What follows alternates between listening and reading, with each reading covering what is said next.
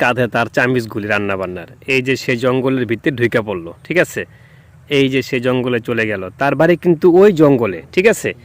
দেখা যায় কোনো বাড়ি ঘর দেখা যায় না, জঙ্গলের ভিতরেই তার বাড়ি, ঠিক আছে। দেখতে পারতেছেন এলাকার সুনামধন্য একজন বাবুর্চি। উনি তার রান্না বান্নার কাজ শেষ করে উনি এখন বাড়িতে যাচ্ছে। দেখতে পারতেছেন এলাকার সবচেয়ে বয়োজ্যেষ্ঠ একজন বাবুর্চি, তার নাম ইঞ্জিল মেম্বর। ওনার বাড়ি হচ্ছে ওই জঙ্গলে, ঠিক আছে। উনি ওই জঙ্গলে থাকেন। এখন এই জঙ্গলে উনি যাবে।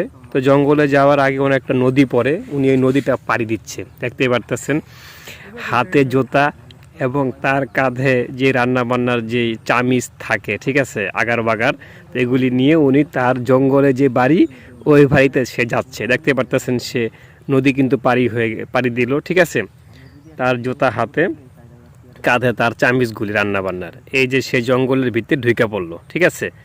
এই যে সে জঙ্গলে চলে গেল, তার বাড়ি কিন্তু ওই জঙ্গলে, ঠিক আছে। দেখা যায় কোনো বাড়ি ঘর দেখা যায় না, জঙ্গলের ভিতরেই তার বাড়ি, ঠিক আছে। উনি ওদিক গিয়েছিল রান্নাবান্না করতে ওই দূরের বাড়িগুলিতে, এদিক দিয়ে আসে এখানে মাঝখানে একটা নদী খালের মতো, এটা পাড়ি দিয়ে উনি জঙ্গলে চলে গেল। আমরা আরেক দিন দেখাবো আপনাদেরকে জঙ্গলে উনি কিভাবে থাকে এবং জঙ্গলে তার বাড়ি ঘরগুলি কীরকম, ঠিক আছে। এই ইঞ্জিল বাবুর্চি সাহেবের বাড়িটা কীরকম আপনাদেরকে অবশ্যই দেখাবো।